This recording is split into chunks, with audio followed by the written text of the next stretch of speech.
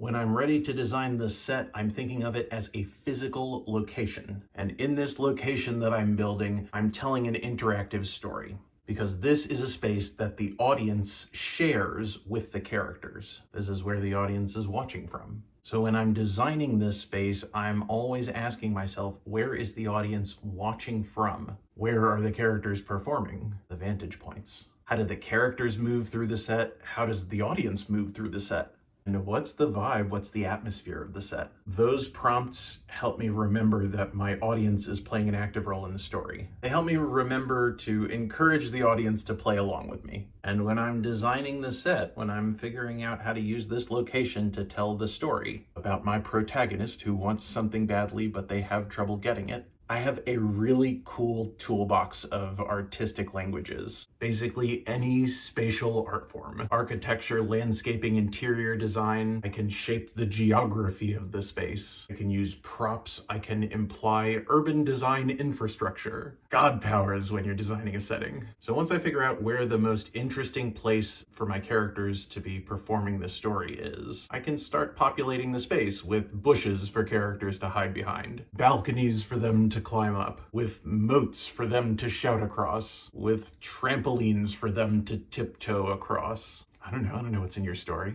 And the easiest way to figure out what prop, what architecture, what thing to put where in the set that you're building is by asking myself, where is the audience observing from? The vantage points. How do the characters move through the set? And how does the audience move through the set? That's called blocking. And what's the vibe of the set? How is the audience supposed to feel during this part of the story, and how can you reflect it in the way that you decorate the set? For example, let's say I'm telling a story about a bodyguard and a murder victim. Bodyguard's gonna fail the murder victim dead by the end of the scene. So let's work backwards. In the scene, the bodyguard and the murder victim get into some kind of argument. Murder victim storms off and gets murdered elsewhere because the bodyguard doesn't follow him. Bodyguard's pissed off at him. Yeah, go ahead and get murdered. That's fine. Oh my God, he got murdered. But the audience's vantage point, we stay with the bodyguard so we can feel that. We can be with him when he realizes how badly he's screwed up. This is probably one of those tentpole scenes that defines the character arc that the bodyguard is going through. So where does this scene take place? Well, I want it to be a mystery who kills the murder victim. So probably we're going from a room where you can have an intimate argument, a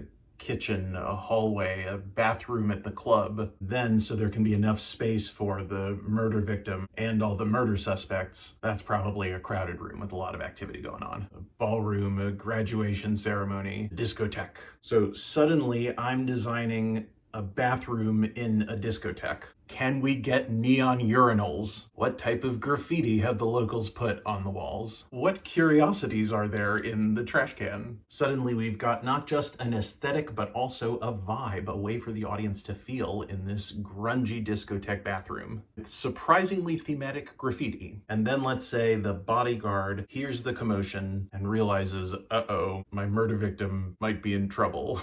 And so he rushes out into the discotheque and we follow him out onto the dance floor to discover the murder victim and realize how badly he's screwed up. While in the background, I Will Survive is pumping on the stereo. That's blocking. How the character moves, how the audience moves. We could have stayed in the bathroom with the bodyguard. The bodyguard could have just heard the murder happen outside the door and gone and peeked his head out and said, oh dear. If you had to, it would work. But if we can follow him onto the dance floor and miss the important action, there was an action scene and we missed it? What am I paying to watch this movie for? We in the audience can feel a little bit disappointed, which if you do it well, can transition into the bodyguard feeling disappointed that he didn't do a better job of taking care of the murder victim. So in short, when I'm designing a set, I'm picking the most interesting place for the characters to be at this particular part in the story. And I'm asking myself, where is the audience observing the action from? How do the characters move? How does the audience move? And what's the vibe of the place? How is the audience supposed to feel?